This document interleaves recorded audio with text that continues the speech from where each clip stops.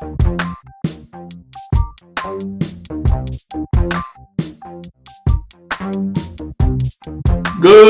morning, good afternoon, good evening. This is Professor Sistrunk, and I'm reaching out to the student body.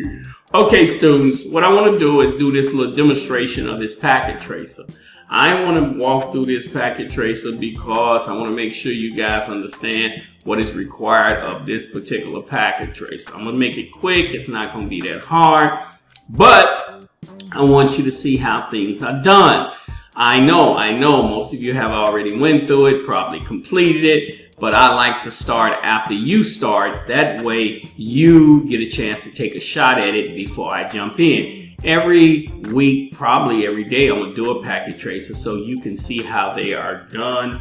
I'm going to stick to it. Now this packet tracer is the one that is called 1.5.7 packet tracer. Network representation. This is always the first packet tracer we want to show to everyone so they can see how a network looks. This is truly a network. I mean, when you're thinking of corporations, companies, and businesses, these things are what they put together to actually run a network. As you can see down here, we got all your network devices. If I click on one of these devices, you can see all of the routers. You can see all of the switches, you can see hubs, wireless devices. This is why I like packet tracer. Back in the day, we would have to buy our own personal stuff and put it in the house to get this, or we had to go to the university to actually use their device. I'm gonna take a video shot or a video log of our labs just in case you wanna come in there and look at the real stuff. But I'll tell you right now, if you can do it on this, you can do it in the real world. This mimics the real equipment. So this is a simulation application, and we also have an application called an emulation application. Now simulation means that everything is pre-made and set up for you, and all you have to do is go in here and configure it. Emulation is what the IT managers use in the real world. And that's what they use, where they put all of their personal networking, operating systems and stuff on, so they can actually have a real network, and then they can look at their network and compare the two. But don't worry, if you know this, you know that, so you okay. What's good? You know this, you know that, you okay. I'm gonna use that again. So now, basically, this here is the document that I put together. So as you can see, here's the document. I open up Microsoft Word. I went here to what they had here. If you notice, this is the actual application here where you following all of the script. And it's sitting right here. And all I did was just copy it like this into a Word doc. That's it, copy into a Word doc, shrunk this down, and I used the Word doc and I put it over here on the side. So that's all you have to do. And you can answer the questions on here. I can come here and just answer the questions. I'm gonna put the word home now, and then I'm gonna upload this document with my name on it to the professor. So I'm gonna give the PKA or PKZ file, which is going to be created from this, and that document, and there it is. I give that to my professor, uploaded it to my professor, and you know how to upload because you watched the video. Okay, so let's just walk around here and tap on a few things. So the first thing it wants you to do, it says here, connections, end devices, custom-made devices, multi-connection devices. So if I come over here and see these different devices, which I told you about error, you see I can click on the what they call electric shock wire or whatever, and you can see all the different cabling. If you notice at the bottom, the cabling is listed right there, so you can see all of that.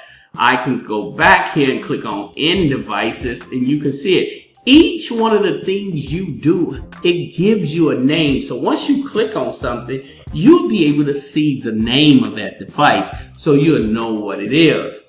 And you can actually move devices on the table, on the screen, where you can see it. So I just put a router up there. So you can do all of this. Now, right now, I'm just playing around with the stuff, and that's what this actual packet tracer was about.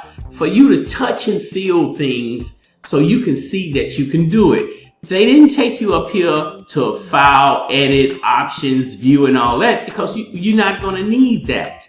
You didn't have to mess with none of these devices. All you had to do was get used to the panel that's down here, where you can click on things and begin to go to those particular devices. And this is set up for you, so you can get used to it. Okay, so that was the first thing, for you to see how to know what the connections are, what is the end devices, custom-made multi-user devices. Then it says list intermediate devices catalog. Now, I'm not going to list these devices because you can come right here and see all these intermediate devices here, so I'm not going to touch on nothing like that, because I just threw a router up there. I can put a switch up there. Dude, this is what this packet tracer is about. It's about you learning how to pick the right device for whatever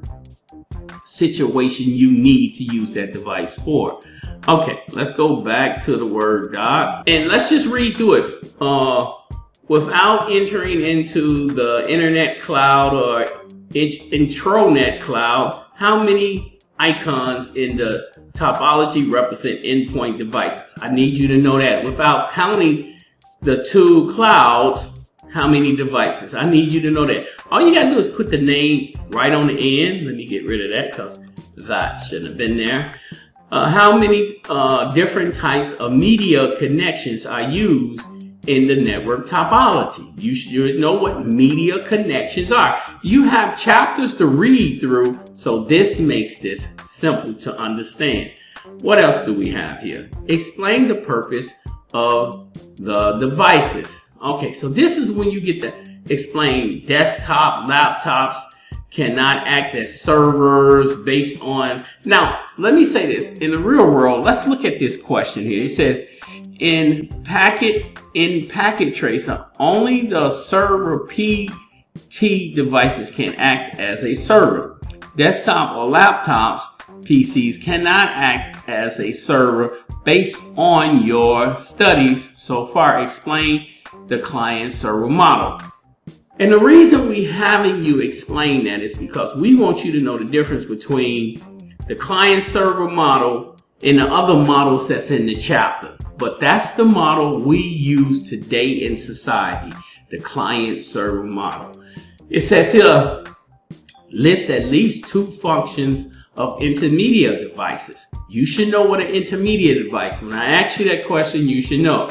List at least two criteria for choosing a network media type. What types of network media? If you notice, I'm not choosing these for you because you're doing this yourself. And it makes no sense for me to do it, but later on, I'm going to start doing it anyway. Not in this lab, because this is your first lab, but I'm going to start doing it. Compare and contrast LANs, WANs. It wants you to compare a switch to a router. What's the difference between the two? So when you hear the word LAN, I want you to automatically think switch. When you hear the word WAN, I want you to always think router. So make sure you understand those two connections. Networking is great. Networking is the bedrock of everything. No matter if you're using AI, no matter if you're using cloud computing, if you don't have the network together, nothing works, people. You are in a career where you are holding down the foundation of everything. Everything rests on the network. They destroy the network, nothing works. Now I'm gonna come down here. Now, in this challenge question, I want you guys to really do these challenge questions. Don't pass them up, because if I see you pass them up, you know what I'm gonna do? I'm going to take points. I'm going to take points. These challenge questions are for you to show your skill set. Be that person. Let me say that again. Be that person who is willing to show that they have the skills that they acquire. Build a little network and keep building on it all the way through the class. This is where it's going to start you off. Okay, so this next part that I want to talk about is I'm creating a newsletter. I told you that I'm creating a newsletter and I'm going to shoot it out to you. What I want you to do is start getting used to the new stuff that's happening. AI is taking over. And I want to talk about AI, cybersecurity, and hackers and all that type of stuff that's happening in our industry. So you're going to see me send you this newsletter. Now, you don't have to accept the newsletter. If you don't want it, you don't want to read more information about the industry, that's okay. Just don't subscribe. But if you like the newsletter, you like the stuff that I'm talking about, be prepared to receive it. And if you do, subscribe. This is just something, my way of trying to keep you guys up on technology and what's happening in the industry. So you're going to receive this. With that being said, I'm going to close out this section now so you can go ahead and get prepared for what's coming out. Like I said, I'm pretty much going to do a lab every day. And in some of these labs, I'm going to go real deep in because I want to explain certain things. But these new labs give me a chance to see what you know and what you should know and what I need to help you with. This is Professor Sistrunk. I'll see you in the next vlog.